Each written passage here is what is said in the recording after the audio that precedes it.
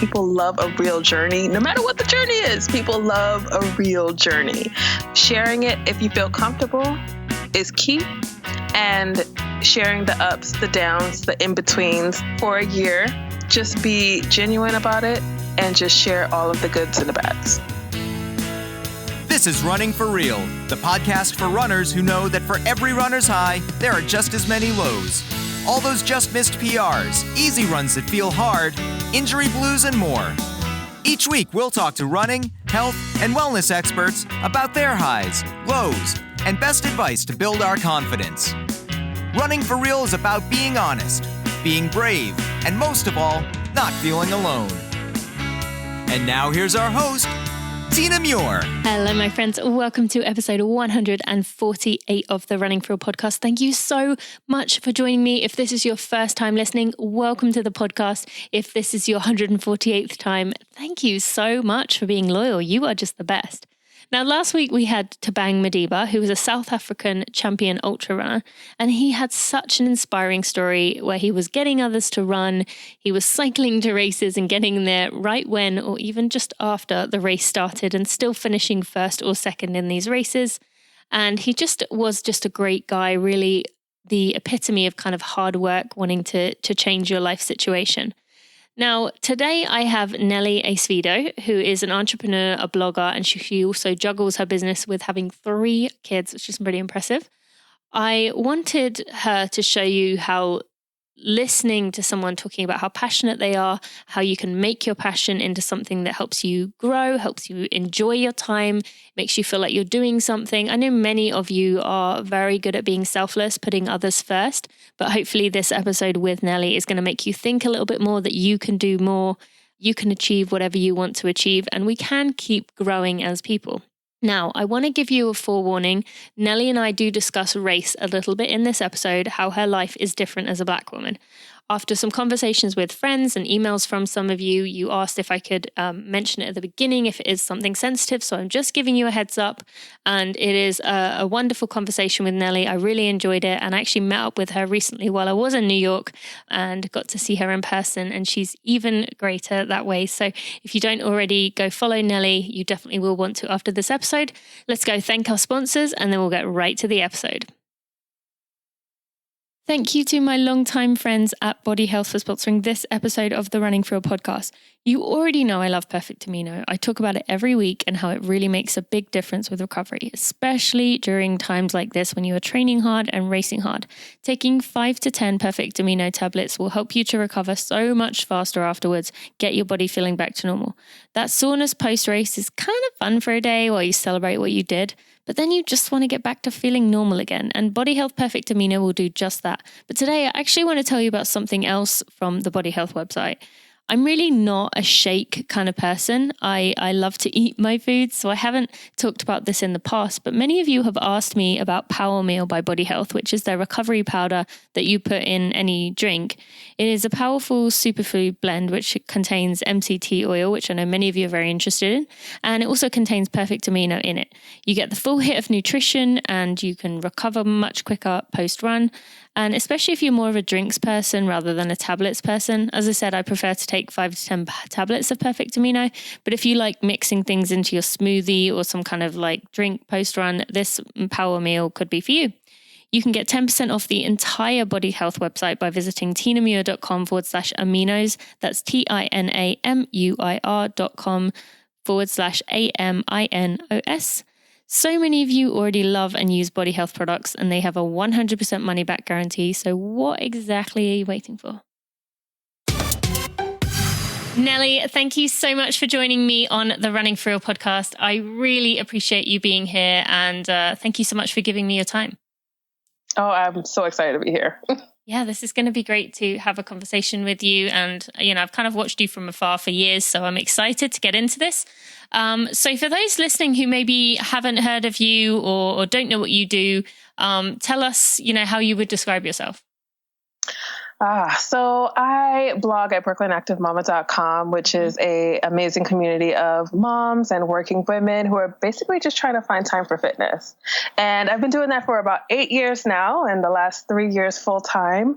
And I built this amazing community of women who, just understand that it's hard. It's hard to fitness in, and it's hard to, really train for races. And it's hard because when you're mom first, so I really have to kind of talk to these women and let them know that, hey, you can take 30 minutes to an hour to yourself and it'll be okay. Yeah, I definitely Everybody will survive. Yes, absolutely. And just before we kind of dig into that a bit more, you mentioned about your blog, and that's kind of brought you to the place you are, where you are now an entrepreneur. You are doing different things. Living in New York City, or is Brooklyn, obviously. Yeah. How does that kind of play into things when you are trying to raise a family and have a life? That seems like it's such a fast-paced, high-energy lifestyle. Has that kind of been your experience, and do you think that's helped or hindered you in any way? Being a New York City blogger has actually helped a ton because there's always something going on. There's always like headquarters here. There's, always a lot of events. So I'm always doing something, which is great because that's my personality. I was born and raised in Brooklyn. I've been here all my life. We purchased our home 8 years ago. When I raised my kids, I raised them with the city in mind, because we're always going, we're always on a train. Like you'll see my Instagram, I have my baby in the carrier. We're just going, so it's really been a lot of fun to raise them in the same kind of way that I was raised. But being a blogger in New York City I feel like it's a superpower because there's always something happening. You meet a ton of people all the time. Yeah. Before I had my third baby, I was at events, maybe like 5 to 7 events a week. Wow. So it was just always something happening. And it's just a really great environment to kind of grow as an entrepreneur because you're always meeting somebody new. Yeah, for sure. Okay. And then, related to that, you doing all these events, you said you have slowed down with the events, but I'm assuming your kids get pretty used to kind of new experiences and new stimulations and things like that. Like, has your experience found that that's actually really good for kids to constantly be traveling to new places, or at least like experiencing new things? Because New York obviously does have a lot to offer. I'm not sure if it's such a good thing. Oh, really? Okay. I mean, they're so spoiled at this point. They just they better not live in the countryside. They'll be lost. They will be bored out of their minds. Recently, we had an activation with Nike where they talked about their new subscription service, and they took us to Governor's Island, and I took my middle child, who is 7 years old, my little boy, and he loves sports, loves running around, like just loves rumbling and tumbling everywhere. So finally we took him, and he had such a blast, and he was just like, so when's the next event? Where are we going next? And I'm like, I don't know, so he's just so used to going to like movie premieres and just used to being out and about. And it's unbelievable, but it's fun, but they are used to a certain kind of way of life. Yeah, I can see that being the case. Now, you mentioned when you're first describing the kids that it's really important that you see for mums to take care of themselves. Now, I want to focus on mums because that's obviously your and I's kind of situation, and then many of the people listening. But also I want to remind people listening that this doesn't have to just be about mums. This could be about someone who is taking care of a family member who is maybe in a hospice. This could be someone who works a lot and doesn't give themselves time to look after who they are. Why is it important that we do set time aside to do things for ourselves, not work related or family related? Because we always need the time to reset, right? And it helps us to kind of see things from a different point of view. Honestly, I go out and I try to get to the gym 3 times a week, and maybe one time and maybe twice. But because my husband doesn't come in till 7 p.m., I have to make it happen at 7 p.m. So I may not have all the energy and I may not want to go, but I kind of force myself to go. And when I do go, I feel amazing. I feel great. And I get new ideas, and I can think about things that maybe I wasn't able to accomplish during the day. but I can actually think about them fully because I'm away from the family, So I think it's like really important that whether you have 3 kids or 6 kids or no kids, that you take the time to take care of your body, because endorphins are magical and they do amazing things for the brain. Have you always been that way, thinking that way? Or did you used to think? I think. When did you realize that? Well, I started working out like when I was in college, and it was like I took maybe 6 or 7 months and I dropped like a lot of weight, and it was the most exhilarating feeling in the world. And I realized that I needed to make this a part of my life forever. Right. So no matter what I'm going through, even while pregnant, even not pregnant, just taking the time, the 30 minutes to go work up a sweat and then go back home. Like that is something that I realized that needs to be a part of my life forever. Yeah, that's so good. And so true for every level. And even realizing that in college, that is a time when it can be very easy to just go through the motions and put your health, kind of on the back burner. So well done for realizing it then. Thank you. So now, you're an entrepreneur and still do blogging, and you are a mom of 3, as you've already mentioned. For those listening who have always kind of wondered, like that blogging lifestyle, making it into an entrepreneur lifestyle, like what are some of the perks of that lifestyle? And then maybe we'll talk about some of the not so nice things. Okay. Some of the perks are that you get to work when you want. You actually have a control over everything. So, you're not really answering to anyone. If you want to take a day off, you absolutely can. If you want to go to Disney World, you can. You absolutely can. I mean, as long as you have babysitting, right? Leave the kids outside in the hotel. It's just, honestly, for me, I am a creative at heart. I've always been a creative. I went to school for English. I majored in, English writing, all of that. So I spent 4 years just writing all the things.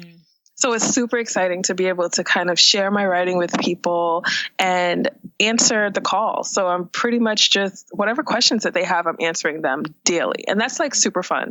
And having a community that has not only followed my journey for so long, but like actually care and love my kids and know my kids' names and stuff like that. Like that is incredible. And I love them for it. So it's so hard for me to I feel like when I hear people stop blogging and I'm like, stop blogging. What do you mean?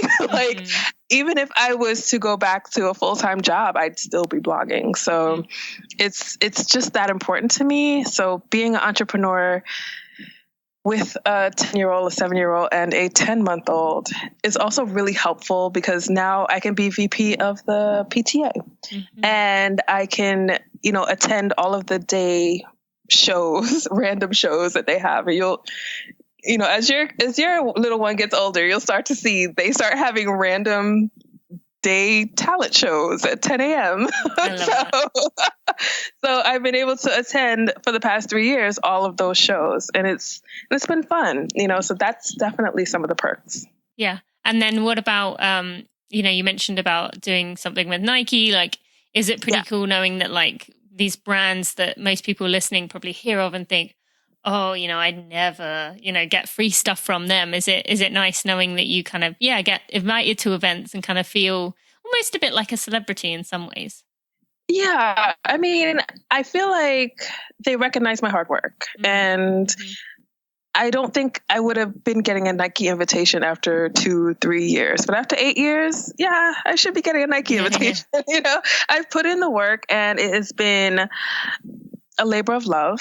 And I always feel like any brand is attainable. Like as a blogger, any brand is attainable because they want your voice and they understand that you have a voice that is going to a different set of people, to a unique set of people. And it's not about race or, size or anything like that. But when you find your people, you find your people and the brands want those people. Oh yeah, absolutely. Yeah. And so for those listening, well, actually, I guess let's first kind of, what about some of the bad things? What are some of the hard things about being an entrepreneur or being a blogger? So one of the hard things is I have a 10-month-old and she's super clingy. I mean, she's my first girl, and I get it because I feel like I'm probably super clingy to her too. Yeah. So we just have this like amazing bond where we just can't be away from each other. So what does that mean? I can't start working until 7 p.m. when hubby gets in. And as I mentioned earlier, sometimes I go to the gym. So that may mean that I don't start working like officially until 8:30 p.m., you know? You're So, amazing. and then at 8:30, at 10 o'clock, I put the baby to bed. And guess what? My laptop is right next to me because I'm going to be working till 11:30. And then all weekend long, it's, how can I schedule these posts? So it's really tough when you have 3 kids to take care of and a business to run and emails to respond to and things like that. But you kind of, again, it's all about fitting it in, whatever works for you. Some people get up at 4 a.m. I do not. But I go to bed a little bit later than most, so it's really, being an entrepreneur can be hard.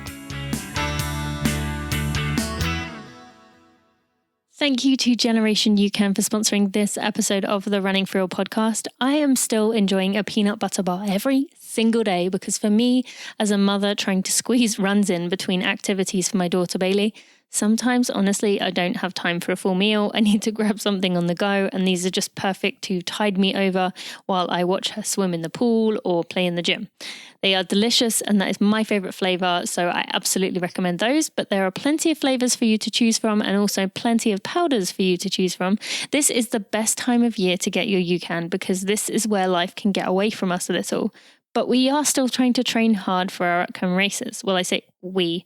You are. I'm not particularly training for anything right now, but I would be using the powders and I would be using the bars daily if I was. The bars or powders are both ideal allies during this time. And as you know, I love using those powders in my races, carrying bottles of UCAN with water if I have to, because that is important to me that I have that as my fueling source. I like to take 2 scoops worth during a marathon along with another scoop before the race. I have no crashes of energy because there's that steady stream, and it can make all the difference when you're in the later stages of a race. A crash is the last thing you want. You, my friend, can get 25% off your order using code TinaMuir25 at generationucan.com. 25%, that's huge. What are you waiting for? Go to generationucan.com and use code TinaMuir25 for 25% off. Oh, and if you do, let me know what you think of those peanut butter bars. They are delicious. It's really tough when you have 3 kids to take care of and a business to run and emails to respond to and things like that. But you kind of, again, it's all about fitting it in, whatever works for you. Some people get up at 4 a.m. I do not.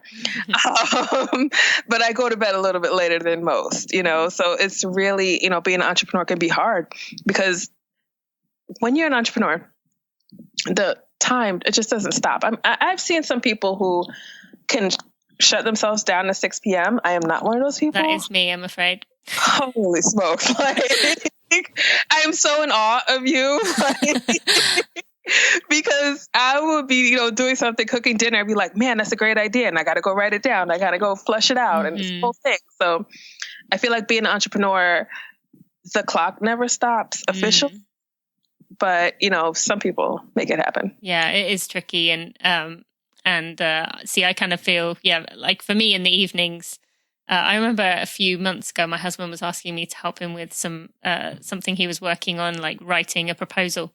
And he was asking me to read it, and I just was reading over and over again. And this was like 9 p.m. And I was like, I'm sorry, like I cannot read this. And then I got up the next morning and I read it, and I was just like, blah, blah, blah, doing all the things you needed to do. Because for me, that is my time. But I admire people like you who can work in the evenings, because I wish in some ways I could. But either way, each to their own. And okay, so for someone listening who's thinking, you're saying blogger, writing posts, things like that. How does that go from blogging, writing blog posts?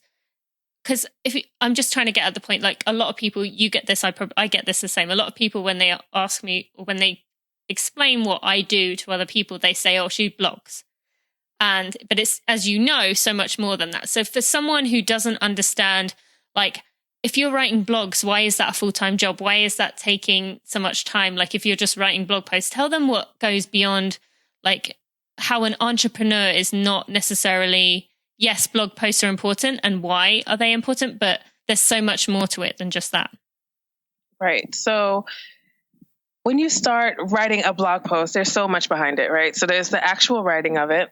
There is that little monster called Google that wants you to write a lot of words in your blog post. You have to make sure it's formatted properly. You have to make sure your pictures look nice, because nobody wants to look at ugly pictures, right? There's this thing called Pinterest where you have to make sure it looks nice for Pinterest, and you have to make sure that it's just all beautiful. And all of that takes hours and hours and hours, right? So then when you want to make money, sometimes you pitch. So I know a lot of bloggers that pitch brands like 24/7. I have one day, it's called Pitch Wednesdays, and I make sure I get 5 pitches out every Wednesday, no matter what, because I'm just not a person that pitches like that. You know what I mean? So I feel like I have a pretty good response rate, and I'll follow up every Wednesday, et cetera, et cetera. A lot of brands will jump into my inbox and they'll be like, we saw this post and we really want to work with you. There's also a database called Cision that PR people use. And I'm not sure how you get added to this database, but once you're in there, people can find you and pull you up and pull up all your stats and all of that stuff. So, there's lots of different kind of places that the money comes in from, but the time that it takes to actually create that blog post, make sure, you did all of your checking for errors and all of those stuff, fact checking, linking, all of those things take lots of time. But once that final piece goes out, you want to make sure it's something that people will love, people will share, people will tweet, because once that happens, that's when the real magic happens. Yep, and you've actually taken it further now, starting your own. Is it BAM Media, BAM Media? Yes. So tell us how did that come about? So that one, I started this business in 2016 when I quit my job. Well, actually, no, 2015. I quit my job and went full time, and I started this consulting business because I noticed that a lot of the businesses in my personal area, which is probably one of the last ungentrified parts of Brooklyn, didn't have a web presence. So they didn't have any Facebook or any Twitter or any website even. So even my mom, who has a daycare, she lives 7 blocks away from me, and she was having such a hard time with her business. And she was literally taking my middle child only every day. And it's she has room for 12 kids, So finally I said, Mom, I'm going to create you a website. She's like, what? I'm like, just give me American Express and I'm going to create you a website. And I did. And within 3 months, she's full. Full of kids, and people are doing Yelp reviews, and it is just the most amazing thing. And she's now a believer, obviously, because she has a wait list of over 100 kids for 12 spots. Yeah. So it's just, I know the magic of being able to have a strong web presence and to attract your ideal client. So that's why I created, BAM Media, really to just kind of help people. But I also help bloggers with whatever they need as well. If they need direction or how to kind of figure out what they want to create for content, I can help them with that as well. Okay, I love that. And it's just the credibility aspect, isn't it?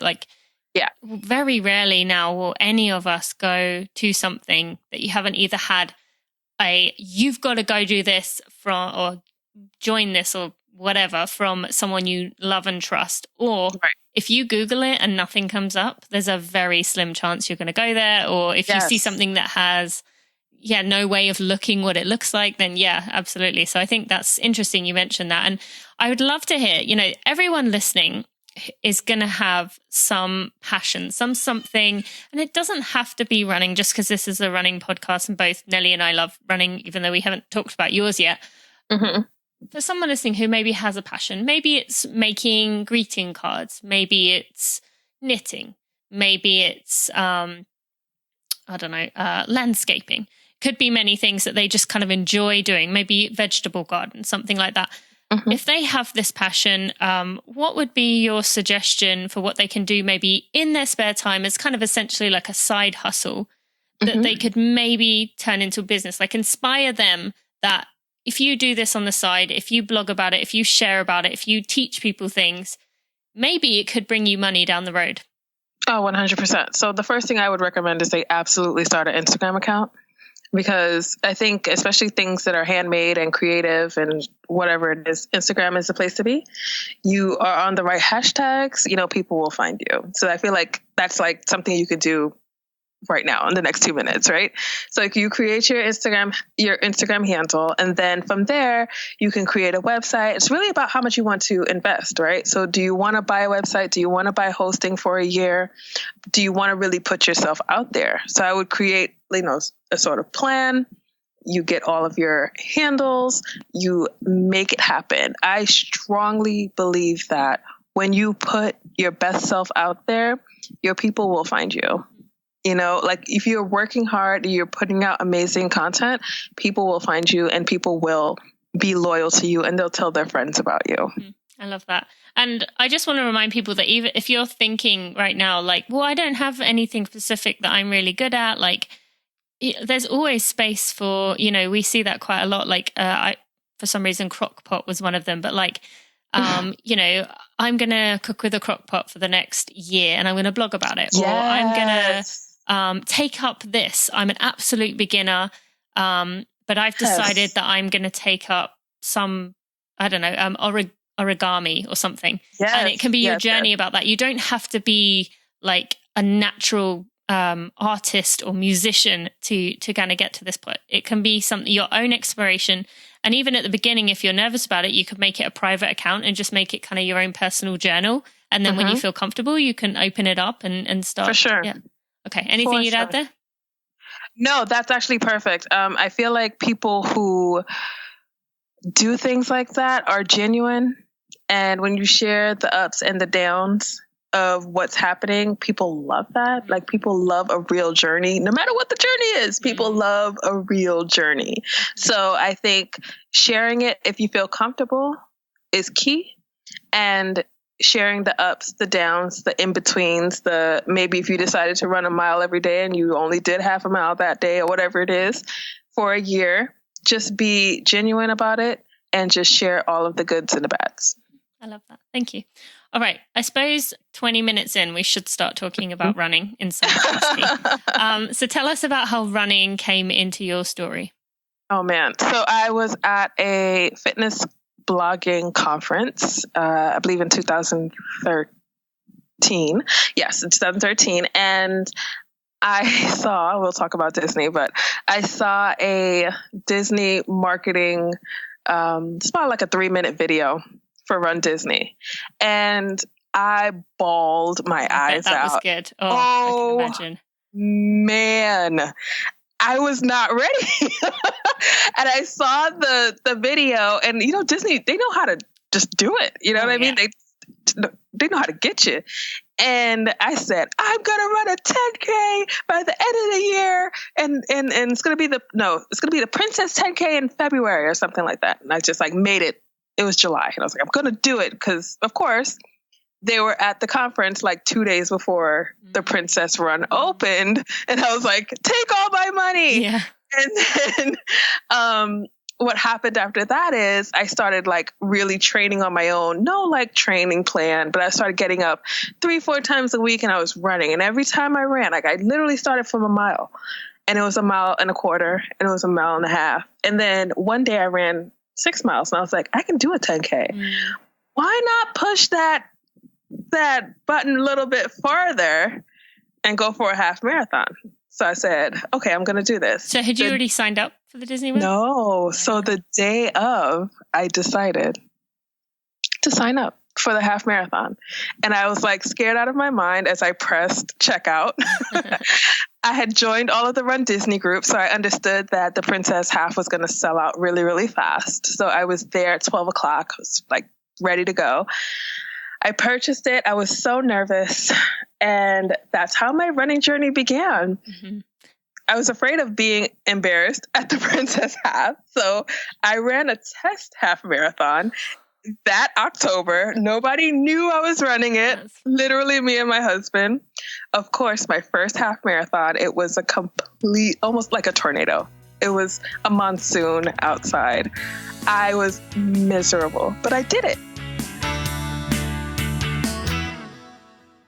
Hi friends, quick heads up that my mental course goes on sale in a month's time. I will only open the doors for a limited window before they close up and will not open up again until May.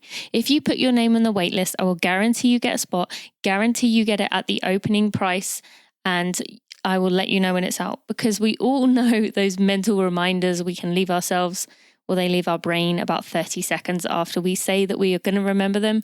So I can remind you to sign up, make sure you get a spot, make sure you get the introductory price. Otherwise you may miss out or end up having to pay quite a lot more. This is a 12-week course to prepare you for your next race. It has 16 videos, 23 action sheets to fill out to help you discover your greatest strengths, uncover those weaknesses, and give you ways to actually work on the negative voices in your head. So, you will know what to say back to them when they start screaming at you. You've been saying for years that you need to work on your mental toughness, and sure, you could go down a Google rabbit hole and spend hours figuring out how, but you could have done that years ago, so why didn't you? I'm saving you time and I'm giving you a step-by-step way to do this. And you will not only be accountable to me, but you also will have another class of runners who are going to help you go through it because they are going through it at the same time.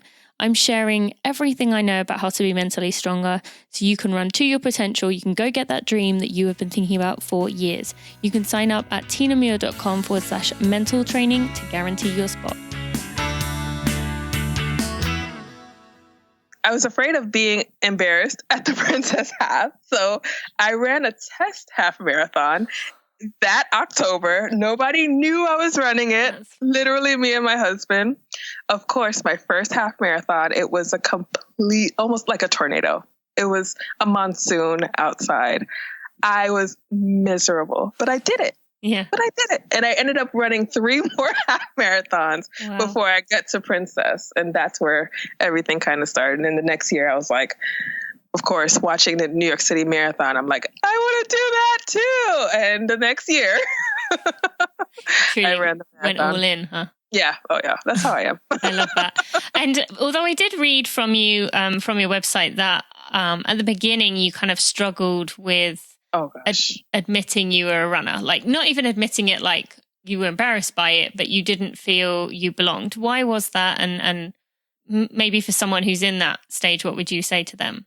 Oh man. So yeah, that's really hard. And some days it's still happening, but it's hard. There's a lot of stuff on Instagram and on the internet and on TV about runners, right? And, they're, like you, super elite runners. You're probably thinking of me like... You guys are beautiful and amazing and you guys look great. And then there's us. The slower runners, the ones who may not have a medal at the end. But, I spend a long time being a Zumba instructor. So that defined me. I was a Zumba instructor. I can move, I can dance, I can teach the best Zumba class. You can give me 500 people and I'll teach them Zumba, So I felt very confident in that. Mm-hmm. So running was very different for me when I would see a lot of my friends, and we have a lot of friends in common, that would run really fast races. And I'm like, that's probably something I'm never going to do. Mm. So it became hard for me to identify myself as a runner. I would just kind of say, I'm going to go jog this race or wog this race or something like that. But then I realized every person who crosses that finish line is a runner. Mm-hmm. It's just that simple. We all did the same mileage and we all did it and we all worked hard. Whether it was super fast or super slow, we all worked hard to get past that finish line. Mm-hmm. And that's when I kind of had to realize that I was a runner too.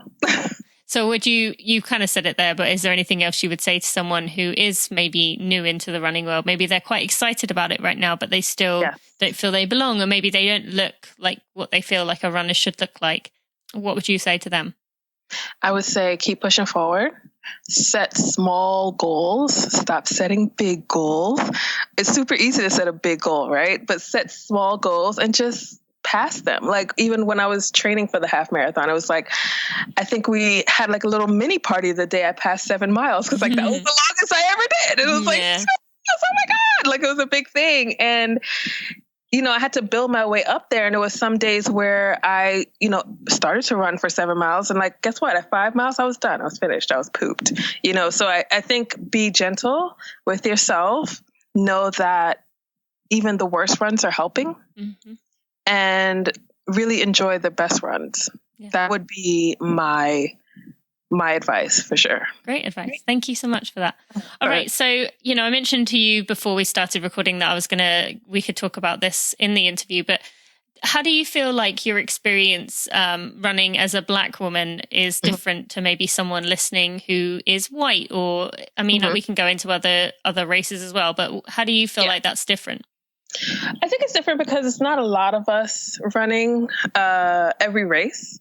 So usually when I am a part of the New York Road Runners, and usually when we run races, there's like, Black girls run and things like that, but we're definitely in the minority in general. So we really have to kind of figure out how to find our own niche, be comfortable with each other, take care of each other.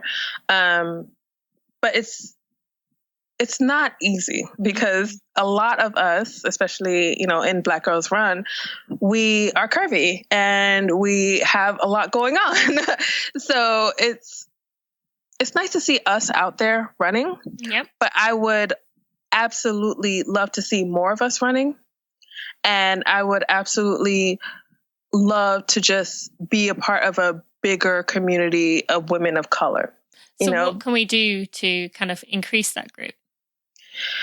I feel like just making women comfortable in it's okay if you're walking first. Like I always say that to people. Like, people, oh my God, you're running.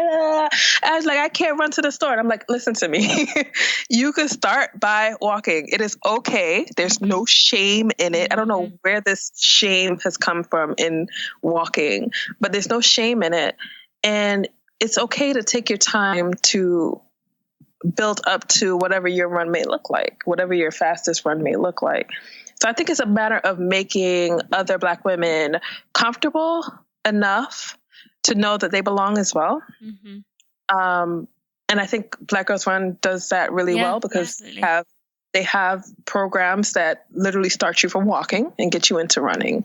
I think it's called Walk to Run or something like that. But even as me, the first marathon I saw, I was a kid, right? And I said, I would never run a marathon. Like, that's crazy. But I was enthralled with the drama and the way New York City kind of comes together on that day. It's always been like a thing to kind of watch the marathon. So, but as a kid and as a Black woman, I just didn't see myself as a part of it, so I think it's especially when the Olympics come around and things like that, it's kind of great to see our track and field stars. But as far as distance running, I just would love to see more of us out there. So you'd say like you said that about the Olympians, like, that many of the fastest people in the world are Black. And is that kind of putting them in a category of like, well, you're just like superheroes and the rest of us can't do that? Like, is it, we all kind of look at Olympians like that, don't we? Like, well, you must have some kind of extra special talent there. And I know people, have looked at me that way in the past as well. But does any part of that kind of inspire people, or is it just kind of, well, good for you, but I'm not that fast? Or is it just because it's the sprint events that kind of separates it? I think for me personally, when I see my favorite Olympians running, I'm just like, wow, you guys are amazing. I support you 100%. I will always root for you, but that will never be me. You know what I mean? That's me personally. I don't know. They don't motivate me to go run. Yeah. If that makes any sense, but that person that's on Instagram that looks like me that ran 5 miles this morning, I'm like, I could go do that too. So that's where hundreds, if not thousands, if not tens of thousands of people who have started because they saw you. Yeah, for sure. Oh no, I don't know, maybe, but I would bet. But I would hope so. I would love to be that kind of source of inspiration. But I really feel that when it comes to Olympians, sure, they're amazing. But I depend on real people for my motivation, for sure. I think that's good. I think that's exactly who you are, and I love that so much. So for someone listening who is white, what would be, is there anything you would like to say just towards kind of how to encourage people, or just how to be better? Like, we all want to keep being better people. What can we do, or we as individuals do, to kind of make this situation more comfortable so that more Black women, Black men do want to join and start running? I'm not sure if there's anything you guys can do other than just be super friendly to whoever you do see. You know, like it can kind of be a bit of a club sometimes, you know, like, you know, races and things like that can get really cliquey really fast. Yeah. So I feel like if you have a running club and you know somebody that wants to start running, maybe you can bring them in and have them run with you. And maybe they may not run as fast, but they'll still get there eventually, you know. Or if you might have, I mean, trust me, I know lots of fast Black runners. One of my oldest friends is like insanely fast, but wherever they are in their journey, just bring them along, you know, just make them feel comfortable. Okay, great. And then, you know, on your blog description, you talk about sharing your adventures as an African-American mom raising multicultural boys. So how does that kind of come into things with your experience with growing up, having two cultures come together to kind of raise this family and trying to find like a good balance of your own kind of experiences and perspectives and what you want to teach the boys and your daughter as they grow up? It's been a lot of fun. I come from a Caribbean background. My mom is Jamaican and all of my family is Jamaican. So I'm first generation American. So I come from a Caribbean background and my husband's family comes from Puerto Rico. So we have a lot in common as far as the Caribbean kind of raising is concerned, but there's a lot that's different as well, where my husband speaks, you know, fluent Spanish, and I'm just like always on him. I'm like, you better teach my kids Spanish, because you know what I mean? A second language is always fantastic.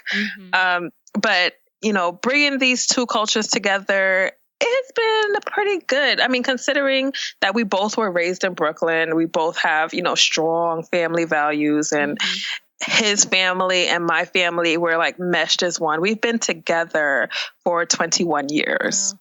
So, and married on Friday, we'll be married for 12 years. So, you know, we're super intertwined, and I think we've come a long way, and raising our boys in our own mashup of Caribbean and Latin culture. I love that. That's really good, and well done for finding a good balance there. All right. Yeah. So for someone listening who is really struggling to kind of be who they are, especially online, but just in general, they feel like they have to kind of act different ways around different people, or kind of hide parts of themselves because they'll be judged. You know, you are really someone who is very good at kind of inspiring people to just be, like you've talked about a lot, be real, be authentic, be you. If someone just has a hard time with that, they want to do that, but they just can't quite pull the trigger to actually do it, what would be your pitch to them to kind of go out there and do it, even if that means a few people may roll their eyes at you or judge you? What would you say?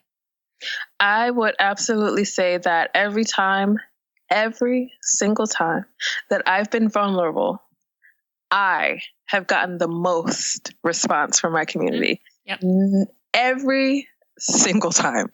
So when I was having a hard time breastfeeding, you know, everyone jumped in my DMs and they commented. It was like over 100 comments. It was like, it's okay. It's all right. Like, you know, because like it was my third time and it was probably my last baby and I really wanted to breastfeed and I was just struggling so much. And it was just so soothing to have these people talk to me and be honest with me and just say, you know, I tried for 5 days and it didn't work out for me. Like, you know, so it's just,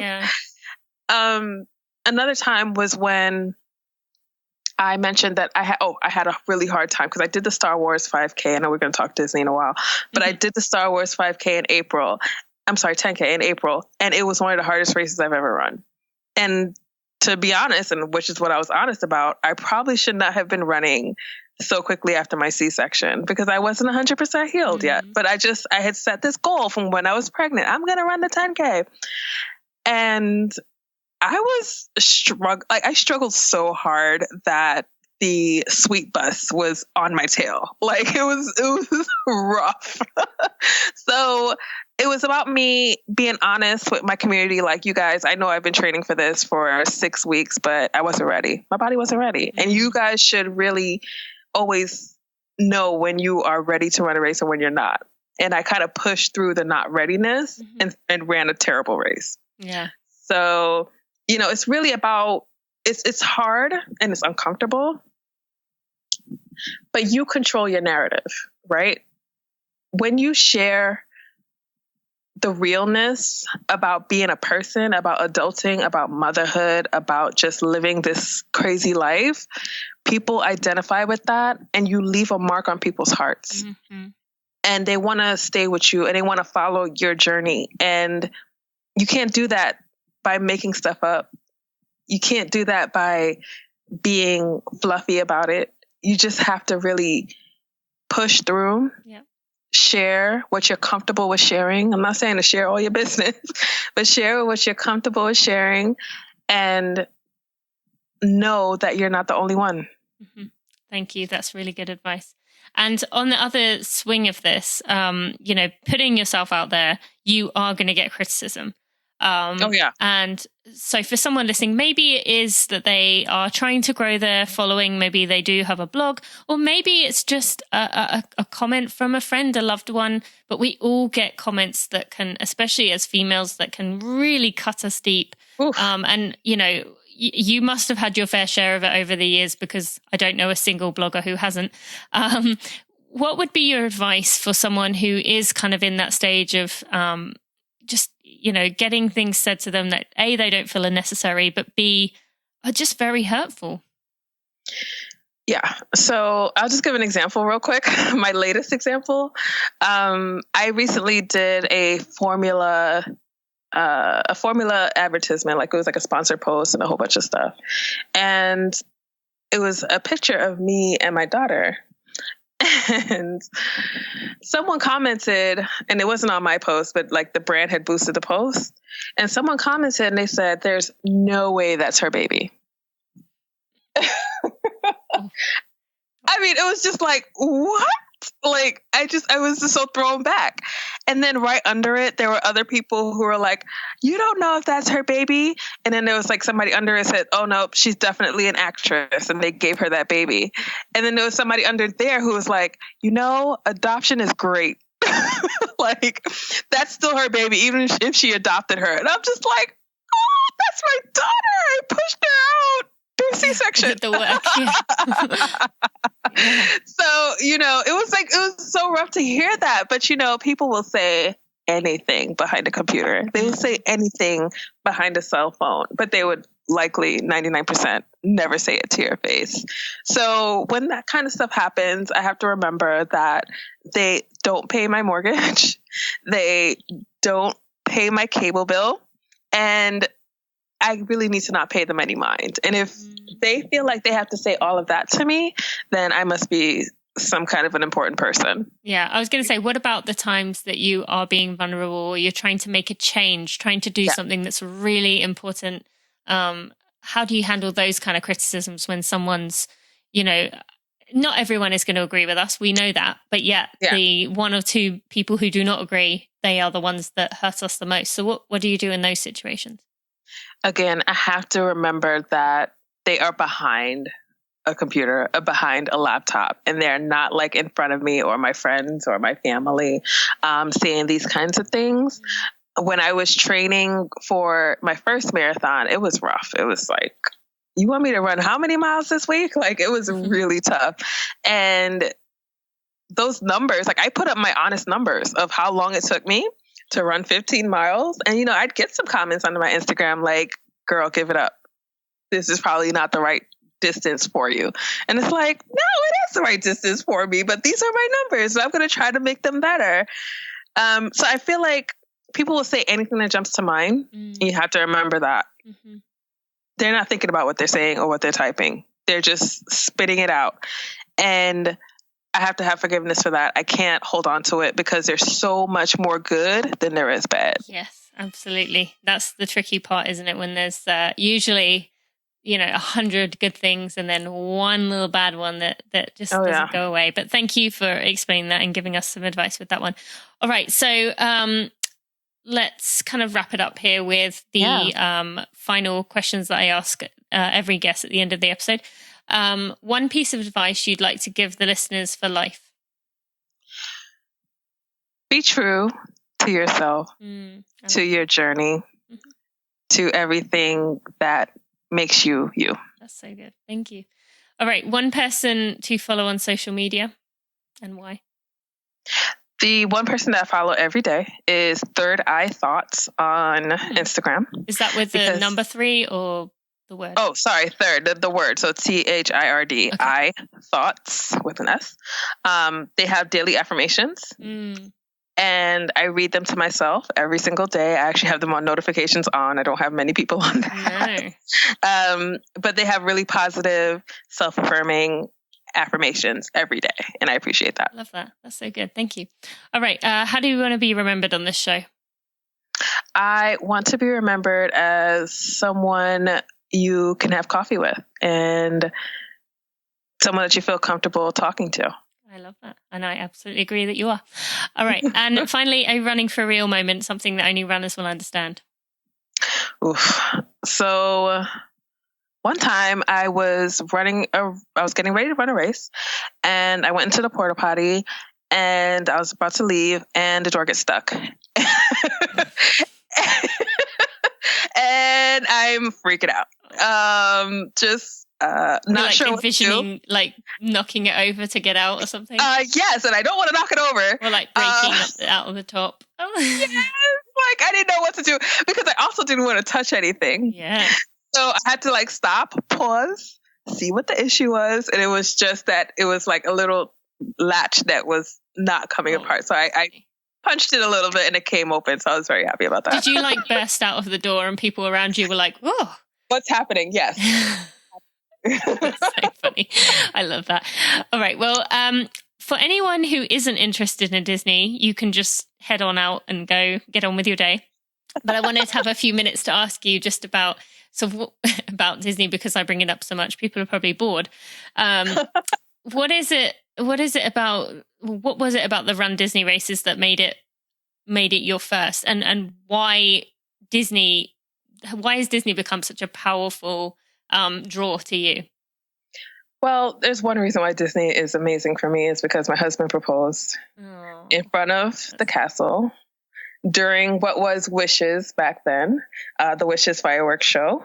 And ever since then, it has been my happy place. So it wasn't before then? Huh? It wasn't like you were It wasn't. Oh, no. It was when I was 22 years old that I became a Disney nut. Yeah. That was the day I was forever converted. But really, Disney in general is so fun. It is just a playground for adults and kids. Mm-hmm. I've taken my kids many times. I don't want people to think that I'm just going by myself all the time, even though I do go by myself a lot. The Run Disney part of it kind of just brought both things for me together, right? Because I love to run and I love Disney, and running through the castle is like one of the most amazing things I've ever done. And I didn't expect to get so emotional. Yeah, don't even know where the tears came from. I feel like there's some sort of emotion injector as you go up Main Street, because I was bawling by the time I got through the castle. I was like, I wasn't ready. Although you do have a little bit of time to get your composure as you go into Fantasyland. Yeah. You like turn right and you're like, oh my God. Yeah. And then you come back to the castle and you're like, yeah. It's just, it's I got goosebumps right now. It's just like so incredible, that experience. And you really can't put it into words until you do it yourself. But it's so fun.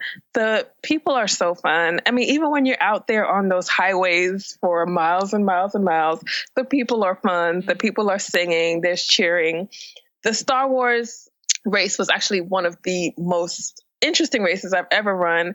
They had people who were a part of local Star Wars fan clubs outside at 3 a.m. in the morning cheering us on. I mean, like, where else do you see stuff like that? You know, taking pictures with us. And it was just a really great time. And I think that the magic of the Run Disney races and the excitement and the community is what keeps me coming back every single time. Okay, Run Disney, listen to this, and you want to bring both of us on as your ambassadors. Right, we're ready. Well, I just wanted to touch on that because I know we're both massive Disney fans, and I'm jealous you're going at the end of the week. So by the time this all comes out, you'll have already been. But I'm sure planning your next trip already. I have my next trip already marked on my calendar, so I'm excited for that. But okay, well, if anyone wants to follow you, find you, where can they go find you in the future and follow along with your blog and social media? For sure. My Instagram is GlamNellie, so it's GlamNellie. My blog is brooklynactivemama.com. I tweet a lot at BKLYN Active Mama. And that's pretty much it. Oh, and Facebook, Brooklyn, the full Brooklyn Active Mama. Great. Thank you so much for coming on, for sharing with us and just being the real you. We absolutely love you. And I'm excited to hear what people think as they follow you in the future. Yes. Thank you so much for having me. My friends, if you have a minute and you could leave a review on your favorite podcast player, Apple Podcasts, iTunes, Stitcher, Overcast, Pocket Cast, Spotify, or whatever else podcast player you use to listen to this podcast, or if you would subscribe to this podcast, you will help me get out in front of new runners to make our tribe even bigger and even better. It might not seem like you as one person can make a difference, but really it helps a lot. And it shows me you appreciate the hard work I put in for those. Thank you so much. Thank you to Nellie for giving up her Saturday to talk to us. But that's exactly her point. You do what you have to do if you want to have something for yourself, and it will be worth it. I hope you go off and think about what would light you up or make you feel good in your own time. And if you do start a blog, Instagram, or anything else to show off your new passion, I'd love to hear about it. Please send me an email with more. I'd love to see it. Just want to give you a quick reminder, my mentor course goes on sale next month. The waitlist is already pretty long. And if you want to make sure you have a guaranteed spot, you better go sign up now. Many of you have been telling me about how excited you are. And if you are planning on getting it, I would make sure you are on this list because I can only allow a certain amount into the course. This will give you a guaranteed spot. So be sure to go to tinamuir.com/mental training and I will put you on that wait list to make sure you are in if you want a place when the doors open, especially if you have a spring marathon that's important to you. This is going to be a game changer. I can't wait to tell you more in the coming weeks. So just stay tuned. I hope you have a wonderful week, my friends. I'll see you soon. Thanks for listening to the Running for Real podcast. Be sure to check out tinamuir.com for show notes and even more helpful running information.